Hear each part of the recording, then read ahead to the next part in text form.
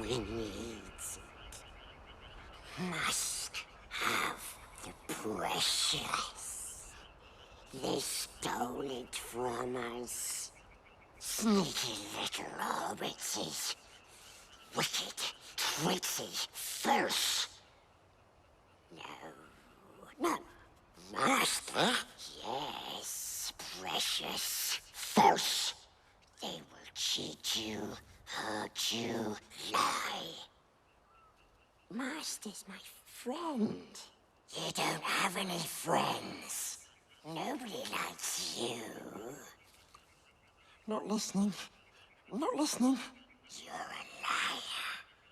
And a thief. No.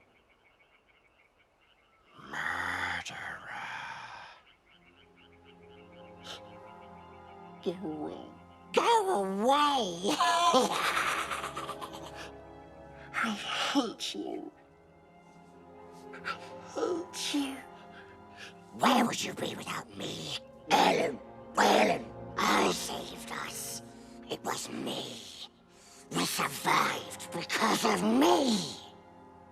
Not anymore. What did you say? Master looks after us now. We don't need you. What? Leave now and never come back. No! Leave now and never come back. Leave now and never come back.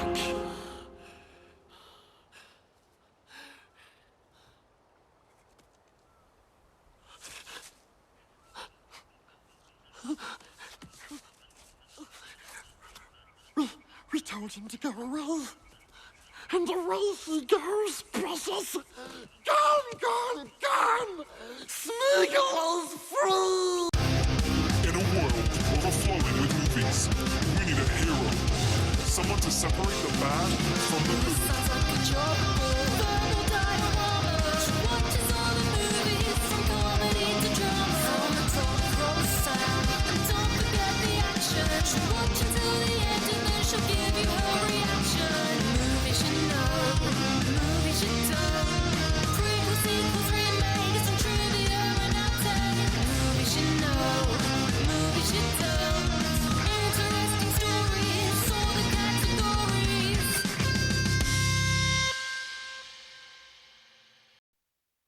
Hi everyone, I'm Emma and welcome to Verbal Diorama episode 299, The Lord of the Rings, The Two Towers. This is the podcast that's all about the history and legacy of movies you know and movies you don't. That is like in the great stories, listeners, the ones that really mattered. Full of darkness and danger they were, and sometimes you didn't want to know the end, because how could the end be happy? How could the world go back to the way it was when so much bad had happened? But in the end, it's only a passing thing, this shadow. Even darkness must pass. A new day will come, and when the sun shines, it'll shine out the clearer. Those were the stories that stayed with you, that meant something, even if you were too small to understand why. But I think, listeners, I do understand. I know now. Folk in those stories had lots of chances of turning back, only they didn't. They kept going because they were holding on to something. That there's some good in the world, listeners, and it's worth fighting for. Welcome to Verbal Diorama, whether you are a regular returning listener, whether you are a brand new listener to this podcast, and you're turning up 299 episodes later. Thank you for being here. Thank you for choosing to listen to this podcast. As always, I am delighted to have you here for the history and legacy of The Lord of the Rings, The Two Towers.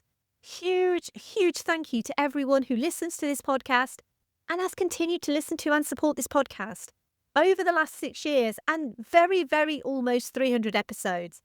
It means so much to have you here with me on this journey, kind of a bit like the journey that Frodo and Sam are on in this movie. It does feel a little bit like Verbal Diorama is taking a trip to Mordor, because nothing ever gets easier on this podcast. It only seems to get more difficult.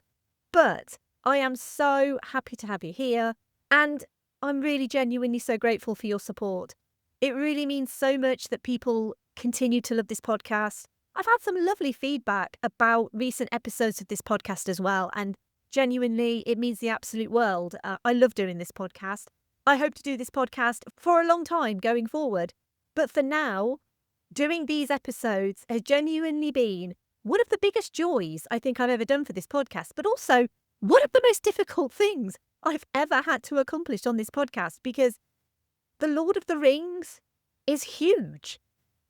Tolkien is massive, and these movies are immense. And it's the sort of thing that there is no way I could cover every single thing about these movies on this podcast. There is simply no way, because the world that Tolkien built is so immense and so detailed and so intricate. And honestly, I am not a Tolkien scholar. I am just a fan of these movies. But I hope that I do them the tiniest amount of justice that they deserve. And we are here, literally the run-up to the 300th episode. So this episode is basically the third of a 5-part episode on the complete history and legacy of The Lord of the Rings, focusing on Peter Jackson's trilogy, but sandwiched between 2 animated versions. The first was Ralph Bakshi's The Lord of the Rings from 1978, and then the last episode, will be on The Lord of the Rings, The War of the Rohirrim, which came out last year in 2024. So if you haven't listened to the very first episode of this 5-episode series, you technically don't need to, but I would recommend it because it goes into Tolkien's history, his estate, and his estate's control of the material is important when we get to Jackson's movies, as well as Saul Zaentz's link with the rights. Now, as I mentioned last episode, the estate didn't have anything to do with Jackson's adaptations, but Saul Zaentz is a really important figure in the general story of The Lord of the Rings, and specifically how The Lord of the Rings got cinematic adaptations in the first place. So you don't need to have listened to the initial episode on The Lord of the Rings 1978 and the general history of The Lord of the Rings, which was episode 297, but you really do need to have listened to the previous episode on the Fellowship of the Ring, because that gives you the introduction to Peter Jackson's part of the story. So if you haven't listened to the last episode, stop this one now, please, and listen to that one first. So although it's a 5-part story, this episode is technically the second of 3 interconnected stories about Peter Jackson's The Lord of the Rings trilogy. The last episode focused on the beginning of his vision for the series, his dealings with Miramax, the move to New Line Cinema, the various changes that he made to the source material, and specifics on the Fellowship of the Ring, including the casting choices for the series and the incredible costume design as well.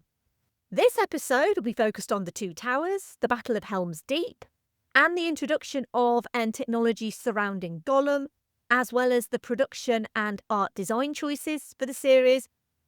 The next episode, which is also the 300th, will be primarily on the Return of the King. I'm also going to go into the rest of the visual effects by Weta Workshop, and obviously some of the practical effects as well, the makeup and prosthetics, the music across all of the movies by Howard Shore, how that movie became one of the biggest Academy Award-winning films of all time, and the everlasting legacy of these movies from the fan culture, and then to setting a precedent that Peter Jackson's Hobbit trilogy then had to follow. And the final episode will be on the War of the Rohirrim and the effect The Lord of the Rings and The Hobbit has had on New Zealand's tourism and film industries, the rights issues surrounding The Lord of the Rings, and the future of the franchise going forward. So that's just a general summary of where we're at, and I hope that all made sense. But like Gandalf the White, I have been resurrected from last episode to help save Middle-earth from the forces of Sauron. I'm going round, I'm freeing kings from curses, more powerful than I was the last time. Maybe we'll see how I get on. What we need is a few good taters. What do I mean? Potatoes, of course. Here's the trailer for The Lord of the Rings, The Two Towers. Not sure if you've heard, but apparently they're taking the hobbits to Isengard.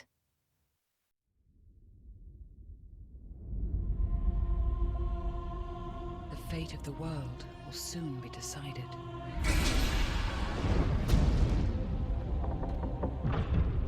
The dominion of evil grows even stronger. There is a union now between the two towers, Barad-dûr, fortress of the Dark Lord Sauron, and Orthanc, stronghold of the wizard Saruman. The peril of the Ring-bearer deepens. An unseen danger draws closer, for there is another who hunts the ring. The thieves! They stole my precious, and we want it!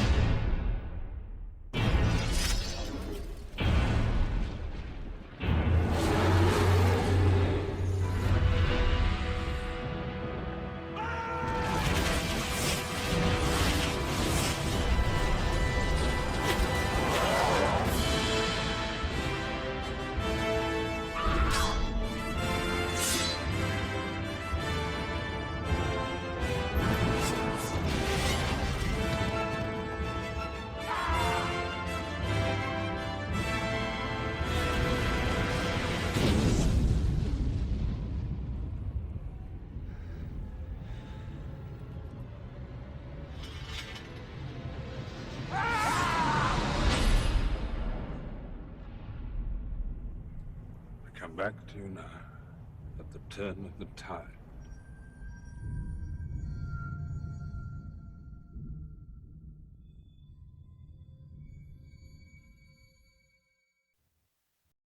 The Fellowship is broken. Sauron's power is growing stronger. While venturing onto Mordor, Frodo and Sam come across the creature Gollum, who is forever consumed by the ring's power. Meanwhile, Aragorn, Gandalf, Legolas and Gimli meet up with new allies in the plains of Rohan. Together, they must work to defend the people of Rohan against Sauron's puppet Saruman as he unleashes his armies from Isengard. All the while, Sauron prepares to launch an attack on Gondor. The war for the ring begins here. Let's run through the cast. We obviously have lots of returning cast and some new cast as well. We have Elijah Wood as Frodo Baggins, Ian McKellen as Gandalf, Viggo Mortensen as Aragorn, Sean Astin as Samwise Gamgee, Andy Serkis as Gollum, Billy Boyd as Peregrine Took, Dominic Monaghan as Meriadoc Brandybuck, John Rhys-Davies as Gimli and the voice of Treebeard, Orlando Bloom as Legolas, Bernard Hill as Theoden, Miranda Otto as Éowyn, David Wenham as Faramir, Brad Dourif as Grima Wormtongue, Carl Urban as Eomer, Liv Tyler as Arwen, Kate Blanchett as Galadriel, Christopher Lee as Saruman the White, and Hugo Weaving as Elrond. The Lord of the Rings, The Two Towers has a screenplay by Fran Walsh, Philippa Boyens, Stephen Sinclair and Peter Jackson, was directed by Peter Jackson, and was based on The Two Towers by J.R.R. Tolkien.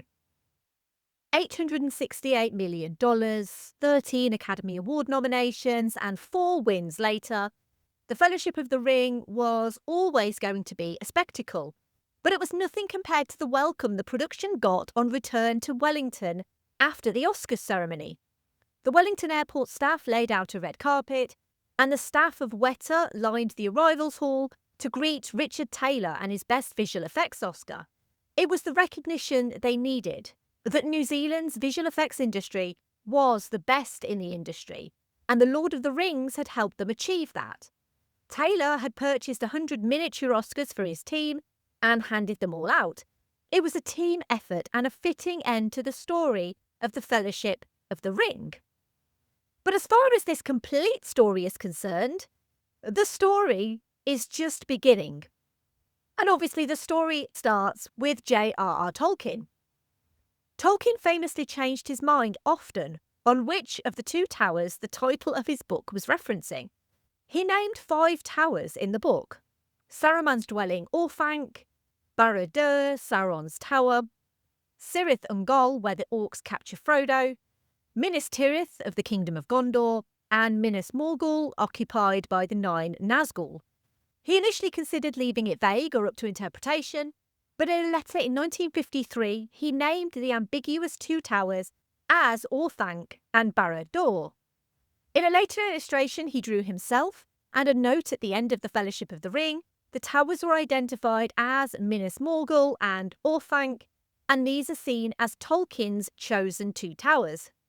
But like many things in a movie adaptation, changes are necessary, and the two towers of this two towers aren't Orthanc and Minas Morgul, but Orthanc and Barad-dûr to symbolise the evil alliance out to destroy Middle-earth. The film's narrative has Saruman openly outing himself as Sauron's servant, whereas this is never really mentioned in the books. And there's a few notable differences in the film's restructured narrative. While Tolkien's novel is split into two distinct parts, following Frodo and Sam and then the other characters, Peter Jackson chose to intercut between storylines to maintain momentum and engagement. Faramir's characterisation is also changed. In the book, Faramir immediately understands the ring's danger and helps Frodo, but in the film he initially plans to take the ring to Gondor, creating additional conflict. The film also changes Treebeard's decision-making process. In the book, the Ents decide to attack Isengard during the Entmoot. In the film, they initially decide against it until Pippin tricks Treebeard into seeing Saruman's destruction of the trees. Frodo and Sam's encounter with Shelob was moved to the third film, which then left Faramir as an obstacle for Frodo and Sam.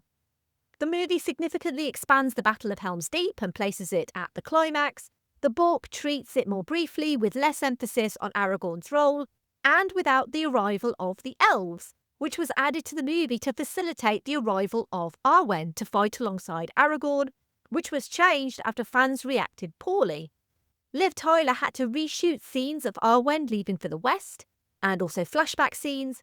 Obviously, the elves fighting was retained, which segues perfectly into the creation of Helm's Deep, which was a massive undertaking that combined practical sets, miniatures, digital effects, and innovative filmmaking techniques. When New Line Cinema bought the project off Miramax, they were sold by the promotional video Peter Jackson had made. Part of that video included the miniatures already made by production designer Alan Lee, and Helm's Deep was one of the first miniatures made for the series. The main physical Helm's Deep set was built at Dry Creek Quarry near Wellington in New Zealand. It included a full-scale version of the main wall, about a quarter of the fortress, standing approximately 40 feet tall. The main gate and causeway were built to full scale. The Hornburg, the central tower and keep, was constructed partially at full scale, and there were also working defensive platforms, stairs and battlements where actors could perform. This physical set was large enough to accommodate hundreds of actors and stunt performers for the battle sequences, and it was made using lightweight materials like polystyrene and plywood, covered with plaster to create the stone appearance. To film the wider shots of Helm's Deep, Weta Workshop created what they call bigatures, which are extremely detailed large-scale miniatures. These included a 1/4 scale model of the entire fortress, measuring about 50 feet wide, with detailed stonework and weathering effects used for forced perspective shots, plus miniature figures to populate the model for certain shots. When Miramax put the project in turnaround, they sent a producer to ensure everything was packed up, including the miniature they'd made for Helm's Deep. The team delayed breaking up the miniature to the very last minute, and then New Line swooped in, saved the day, and most importantly, saved the miniature from being dismantled, and probably also destroyed in the process. These bigatures were filmed using special camera techniques to make them appear full-sized in the final movie. They used a swooping 120-foot crane that was mounted on 40-foot containers. This allowed them to use a 160-foot crane shot for the Deeping Wall. In all, there were 72 miniatures built for the Lord of the Rings trilogy. Do you want to know how many were built for the Hobbit trilogy? I'm going to tell you, even though I'm not really talking about the Hobbit. But there were 72 built for the Lord of the Rings. There was 0 built for the Hobbit. And maybe that just goes into why the Lord of the Rings and the Hobbit feels so distinctly different. Weta Digital extended both the physical sets and miniatures with computer graphics, and I'm going to go into the majority of the CG visual effects next episode, but specifically to Helm's Deep, digital extensions added the mountain backdrop behind the fortress, and the huge armies of Uruk-hai were partially created with Weta's proprietary crowd simulation software Massive. or multiple agent simulation system in virtual environment. Massive was created by Stephen Regelius and allows each agent, or in this case individual orc, to each act with their own unique behaviours and actions, using AI to react realistically to their surroundings by utilising pre-recorded animation clips. Massive would go on to be used in many future productions, including Rise of the Planet of the Apes, Avatar, World War Z, Black Panther and Avengers Endgame. The entire Helm's Deep sequence took approximately 120 days to film, with battle scenes alone requiring about 4 months of night shoots in difficult weather conditions, one of the most ambitious battle sequences ever filmed at that time.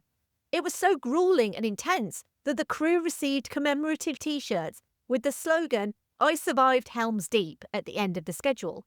Some people referred to it as Hell's Deep. Filming the nighttime battle presented significant challenges. The set was rigged with extensive artificial rain systems, special lighting, simulated lightning and torchlight, and multiple camera units worked simultaneously to capture different aspects of the battle. They needed so many extras that they literally hired everyone who was available, regardless of height or stature, including picking people with the right hair to save on wigs. They disguised a lot of the female extras as men for the Rohan soldiers, specifically because they needed people who could ride horses. There were 300 to 400 elves and 300 to 400 Uruk-hai, plus the rest of the cast, meaning at least 1,000 physical people, with the rest created by Massive. By the time they'd finished Helm's Deep, the director of photography John Cavill had shot 1 million feet of film. There was even a blink and you'll miss it animatronic puppet of an Uruk-hai in the scene where they're yelling and banging their shields. And on Verbal Diorama, we love a good animatronic puppet, and I'm going to come to another one a bit later in this episode too. This movie is 23 years old this year. And even 23 years later, the Battle of Helm's Deep is still regarded as one of the greatest on-screen battles. Also regarded as one of the greatest things on screen, even after 23 years of computer-generated imagery and motion capture, is Gollum. And Gollum is a revolutionary character when it comes to motion capture and CG. You'll remember that we do briefly meet Gollum in The Fellowship of the Ring, but he's hidden in shadow. Even with the shadow, though, he looks different between then and this movie where he plays a significant role. And there is a reason for this, because originally Andy Serkis was hired just to provide Gollum's voice, and Gollum was going to be a solely CGI character. But Peter Jackson was so impressed by Serkis's audition tape that they chose to use him on set as well. Gollum's CGI model was redesigned in 2001 when Serkis was cast as Smeagol, so it was believable that Smeagol could then transform into Gollum. The model shown in The Fellowship of the Ring is the original Gollum CGI model.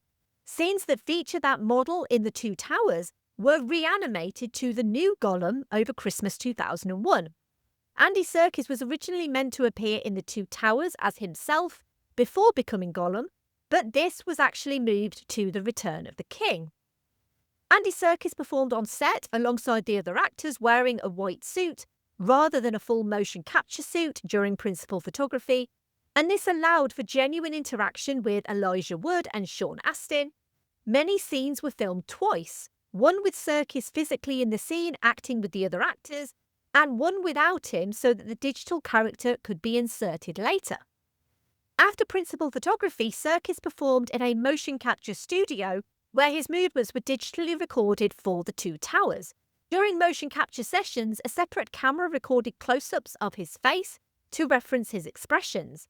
Weta Digital developed new systems to capture the nuances of Serkis's facial expressions, though much of the facial animation was still done by hand, and this included Serkis's actual eye twitches. Gollum's eyes were built with 5,000 polygons. A quarter of the geometry for all of Gollum was just in his eyes. For context, this team would go on to make Alita Battle Angel in 2019, with another motion capture performance for the character of Alita. In that movie, Alita's eyes were made of 9 million polygons. So just to compare the technology, and how it's improved in that time period. We've gone from 5,000 polygons in 2002 to 9 million polygons in 2019. Sculptors created physical models of Gollum that served as a reference for the digital artists. Gollum was created as a fully digital 3D character with unprecedented anatomical detail, including muscles, skin textures, and realistic eyes. Unlike previous CG characters, which were based on the geometry of the skeleton underneath, for Gollum the movement was based on the muscles under the skin, so instead of the skin being pulled by the skeleton, it was being pulled by the muscles. Detailed subsurface scattering techniques were developed to make Gollum's skin look translucent and realistic, rather than plastic-like. His skin tones took 4 hours per frame to render. Subsurface scattering was what clinched the Oscar win. This technology was created for Gollum and is still used for CG creatures to this day. Weta started working on all of these systems in 1999, but they really didn't need them working 100% until 2002 for the Two Towers, where you would see Gollum in all his glory for the first time. More refinements would come for Gollum for the Return of the King too. The team didn't sit on their laurels. For the Two Towers, they shot Andy Serkis on a motion capture stage, where he watched playback footage and acted like he was there. But for the Return of the King, Serkis was actually on set, interacting with others, while performing the motion capture, so the advancement in technology was playing out behind the scenes too. They would go through 12 sets of motion capture rigs, purely because of Serkis's hyperactivity on set. And I just quickly want to shout out one of our favourite Ents, Treebeard, who despite his name, is not a beardy tree, but an Ent, and who also doesn't look like a parsnip this time round. Shout out to the original parsnip beard. While CGI was used for some of Treebeard's scenes, a remarkable full-sized animatronic puppet was built for the close interaction with the Hobbit characters. The Treebeard puppet stood approximately 14 feet tall, making it one of the largest animatronic figures created for the film. The animatronic Treebeard had a steel internal framework and hydraulic systems, foam latex bark exterior with detailed texturing that was moulded from polyurethane moulds of actual tree bark.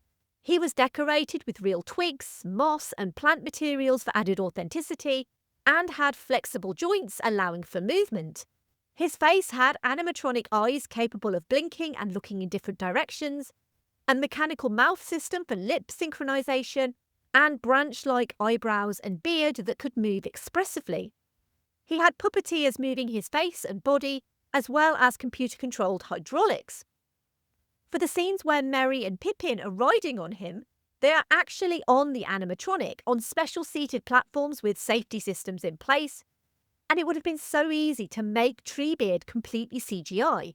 But as I think we're all discovering in these episodes, myself included, Peter Jackson never took the easy option on anything for any of these movies. The practical puppet matched the digital version they used for wide shots and walking scenes. The digital version took between 28 and 48 hours per frame to render. Treebeard was brought to life vocally by John Rhys-Davies, who also played Gimli, and his reference footage was also used for subtle facial expressions. When it came to the look of Middle-earth, the visual identity of the films was largely shaped by two renowned Tolkien illustrators. Jackson hired illustrator and conceptual designer Alan Lee, who illustrated the 1992 centenary edition of The Lord of the Rings. Lee took his inspiration from William Morris, who was also inspiration to Tolkien himself. Both Tolkien and Morris went to Exeter College, Oxford, were fans of Icelandic language and Norse mythology, and Tolkien read Morris and A.J. Wyatt's 1895 ninth English translation of Beowulf. Tolkien's original artwork was influenced by Morris. Lee was known for his illustrated editions of The Hobbit and The Lord of the Rings, and his atmospheric, painterly landscapes and architectural designs. John Howe was also hired, primarily known for the cover artwork to several Tolkien publications, and for his dramatic character designs, creatures and weapons. Howe designed most of the weapons of Middle-earth, which were then forged by swordsmith Peter Leon, with each sword taking 3 to 6 days to hand forge. Peter Leon had started making weapons and armour in 1984 because you couldn't get equipment to New Zealand, and a childhood learning about the ancient world and medieval Europe led to a university life playing fantasy role-playing games, for which he needed role-play weapons. And if you can't get the swords, hun, you've got to make the swords. Leon was asked to make the swords for The Lord of the Rings after a career forging his own fantasy weapons since 1994. He made most of the hero swords, the aluminium stunt blades for the fight scenes, as well as many other pieces. His experience as a sword maker and in period combat techniques, as well as riding and jousting, led to weapons that were both visually and functionally correct. Alan Lee and John Howe were brought on as conceptual designers, ensuring visual continuity with the imagery many readers associate with the books. And just like the costuming I talked about last episode, each culture, elven, dwarven, human, hobbit and orc, had distinct architectural styles, colour palettes, materials and craftsmanship techniques. The art team approached Middle-earth as a real historical world with 7,000 years of history rather than just a fantasy construct. Each artefact and structure was designed with consideration for how it would have been made, what materials were available, the cultural significance within its society, and how it had aged and weathered over time. Nothing on this movie was recycled from any other movie or rented from any other company. Everything you see on screen was made from scratch for these movies and for these movies only. New Zealand artisans from across the country were tasked with making realistic props for The Lord of the Rings, including glassblowers, ceramists, furniture makers, leather artists, and metal workers. Like the sets, the props were created in 2 scales to serve the variety of characters on the project, from Hobbit to Gandalf-sized. Everything from furniture, weapons, and food was produced in both small and large sizes. And just like the clothing, the visual language of the elven design used organic flowing lines inspired by Art Nouveau, nature-based motifs featuring leaves, vines and stars, muted colour palettes of blues, silvers, pale greens and whites, and elves predominantly integrated their buildings with natural surroundings. Dwarven design used geometric angular patterns and strong symmetry, was built with heavy stonework for durability and scale, with elaborate engravings, in rich warm colours with golds and deep reds. Everything was illuminated from below to show the dwarves as a mining community. I mentioned the building of Hobbiton last episode, but the Hobbit holes were based on rounded architecture that was deliberately imperfect and handcrafted. Everything was made to feel warm and comfortable, using natural materials with earth tones, greens and yellows. Mount Sunday in New Zealand's Canterbury region was used for the location for the exterior of Edoras, Rohan's capital.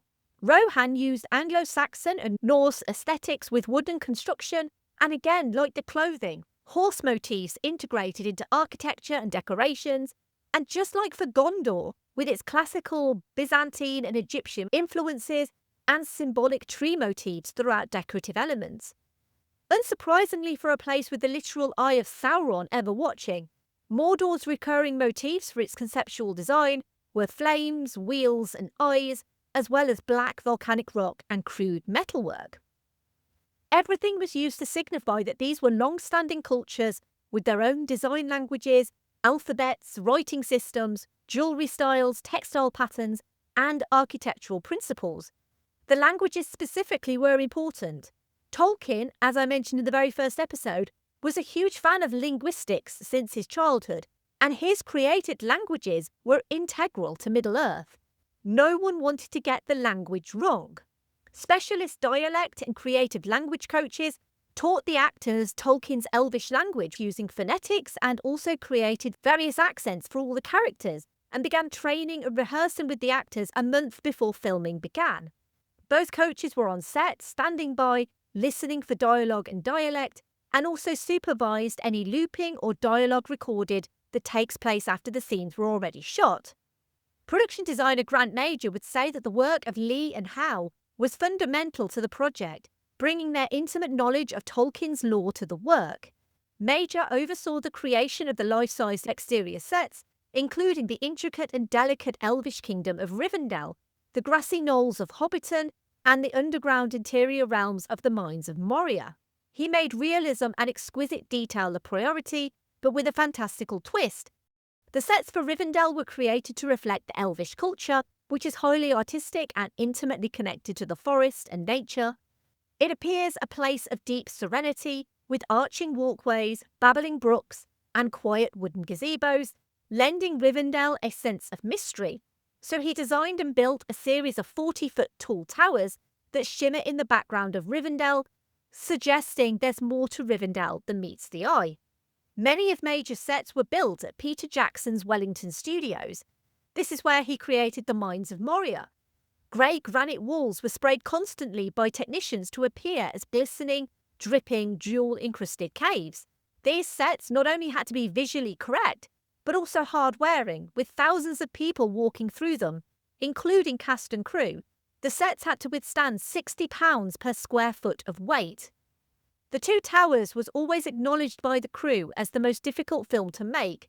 As the middle part of a trilogy, it had no beginning or end, with the additional problem of intercutting storylines appropriately.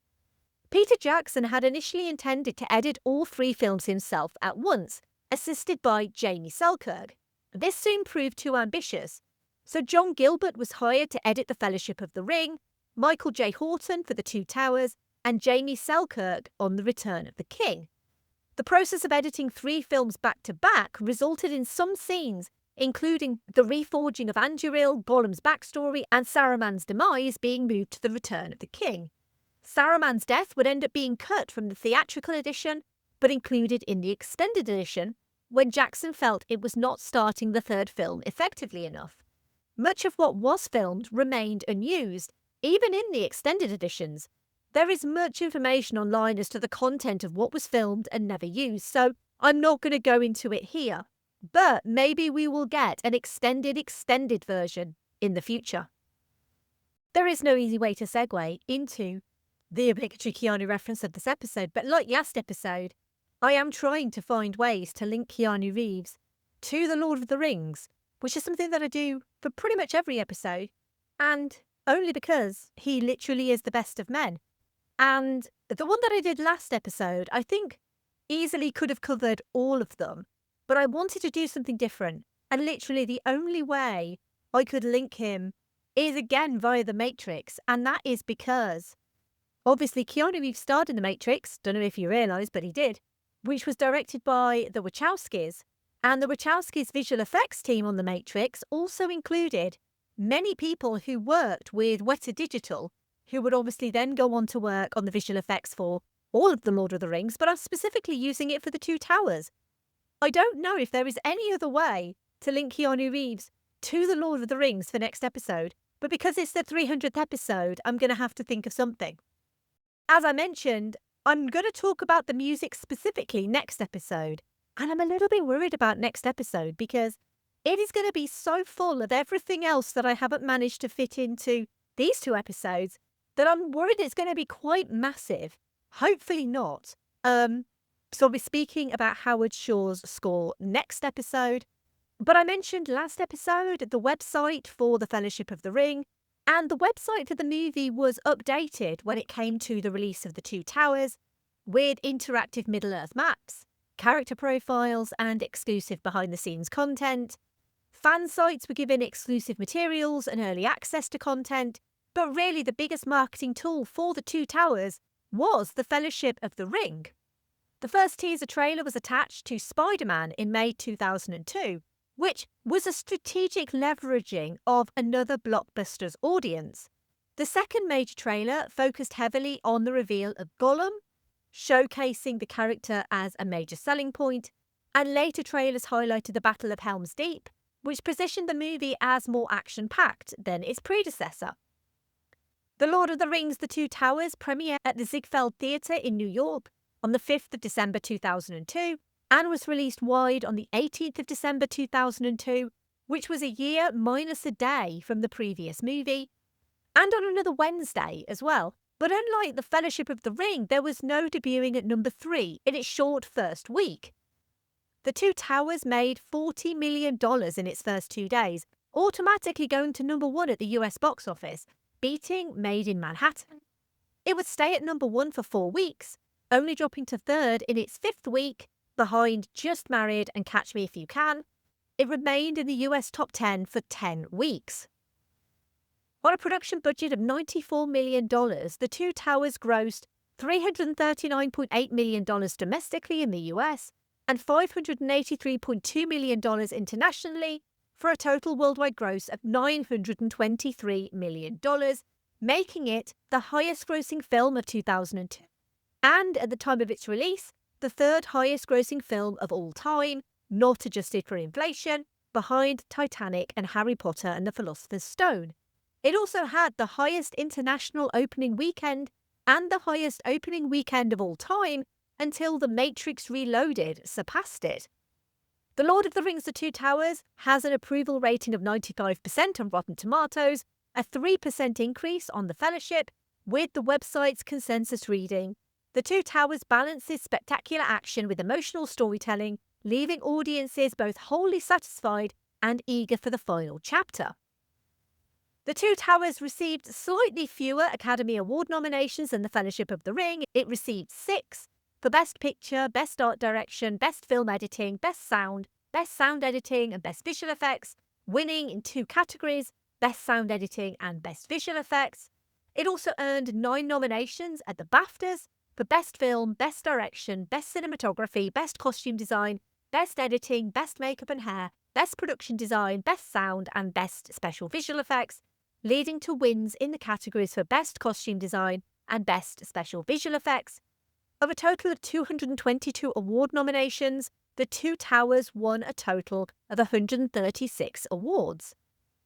Like all of these movies, there is an extended version with 45 minutes of new material, added special effects and music, and 11 minutes of fan club credits. The theatrical version of The Two Towers is 179 minutes long. The extended version is 235 minutes. Just imagine how long that extended version might be, should it ever be released. And this is where we leave this chapter of Verbal Diorama. This is where we leave episode 299 of Verbal Diorama, with Gollum leading Frodo and Sam on a dangerous route. The Rohirrim and the elves have arrived to save Helm's Deep, and the surviving Uruk-hai have fled into the forest, only to be attacked by Treebeard and the Ents. Sauron will retaliate, but there's still good in Middle-earth, and it's on its way to Mordor. But first, Shelob. Thank you for listening. As always, I would love to hear your thoughts on The Lord of the Rings: The Two Towers, and thank you for your continued support of this podcast. If you have enjoyed this episode and you would like to get involved and help this podcast grow and reach more people, you can find me and follow me across social media. I'm at Verbal Diorama. You can like posts, share posts, comment on posts. You can even contact me as well directly if you wish. You can tell your friends and family about this podcast or about this episode, or you can leave a rating and review wherever you found this podcast. And of course, the next episode is on The Lord of the Rings: The Return of the King, and it is also the 300th episode of this podcast, so it is going to be a little bit of a big deal. If you enjoy what I do for this podcast, or you simply want to support an indie podcaster who does literally everything on her own, if you have some spare change and you wish to, you can financially contribute to the upkeep of this podcast. Now, you are under no obligation. This podcast is free and will remain free. But if you do enjoy what I do and you get value out of what I do, there are a couple of ways you can help. You can make a one-off donation at verbaldiorama.com/tips, or you can subscribe to the Patreon to support the show at verbaldiorama.com/Patreon, and all money made goes back into this podcast by paying for things like software subscriptions, website hosting, or new equipment. Huge thank you to the incredible patrons of Verbal Diorama, some of whom have supported me for many, many years, and I am so grateful for their support. They are Claudia, Simon, Laurel, Derek, Kat, Andy, Mike, Luke, Michael, Scott, Brendan, Lisa, Sam, Jack, Dave, Stuart, Nicholas, So, Kev, Pete, Heather, Danny, Ali, Stu, Brett, Philip M, Zenos, Sean, Rhino, Philip K, Adam, Elaine, Kyle, and Aaron. If you do want to get in touch, you want to say hi, you want to give me some feedback or a suggestion, you can email verbaldiorama@gmail.com, or you can go to verbaldiorama.com and you can fill out the little contact form and you can get in touch with me that way. Or, like I said before, you can send me a DM on social media, on Instagram or Blue Sky. I'm not really around on Twitter, to be honest. I have kind of left there because, it's kind of run by that person and I don't want to be associated with that.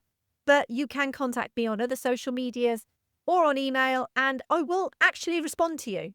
And I love receiving your messages and your emails. So if you want to get in touch, please feel free to do so. I would love to hear from you. But otherwise, please join me next week for the 300th episode of this podcast. How crazy is that? And finally, Is there no other way for the women and children to get out of the caves? Is there no other way? There is one passage. It leads into the mountains. But they will not get far. The Uruk-hai are too many.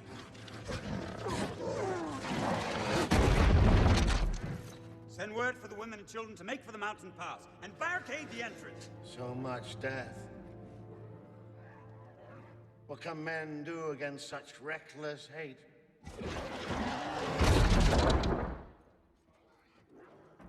Ride out with me. Ride out and meet them. For death and glory. For Rohan. For your people. The sun is rising.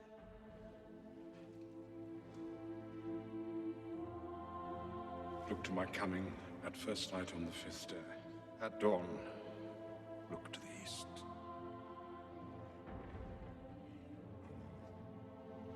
Yes. Yes. The horn of Helm Hammerhand shall sound in the deep. One last time. Yes! Let this be the hour when we draw swords together.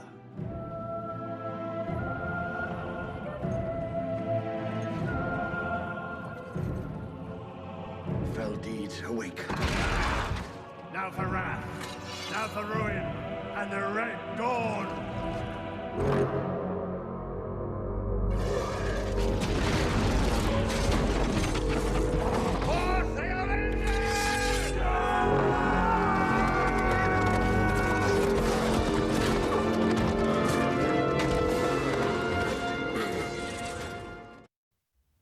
bye.